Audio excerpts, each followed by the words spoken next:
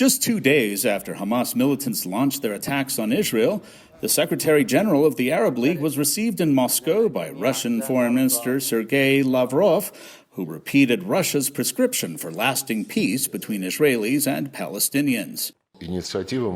There is only one settlement of the Palestinian problem, that adopted at the United Nations: 2 states, Israel and Palestine.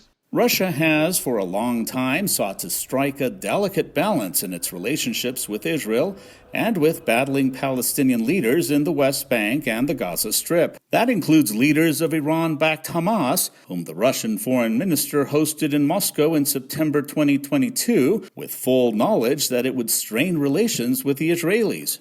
In breaking Russia's silence on the latest outbreak of fighting between Israel and Hamas, President Vladimir Putin did not miss the opportunity to blame Washington for the current bloodshed.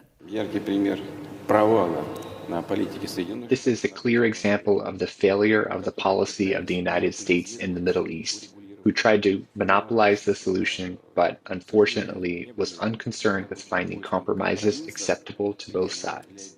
U.S. officials on Wednesday had yet to comment on Putin's remarks. Beyond criticizing the U.S., observers say Russia is looking for opportunities to boost its influence in the Middle East.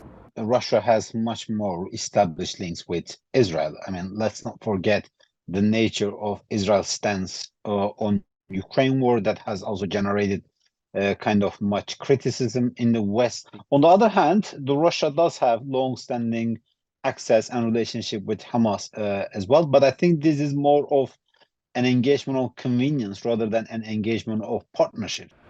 But it is Iran, a big supporter of Hamas and Hezbollah in Lebanon, and one of Moscow's priority partners, that is the most problematic factor for the Kremlin.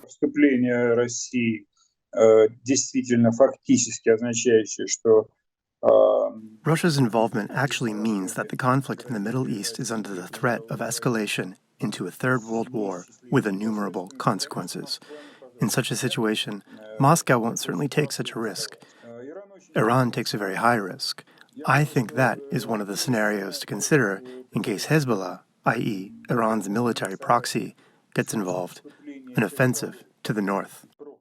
With Moscow bogged down in its invasion of Ukraine, the new hostilities in the Middle East bring new questions not only for the Kremlin, but for global peace prospects. For the VOA Moscow Bureau, Luis Ramirez, VOA News.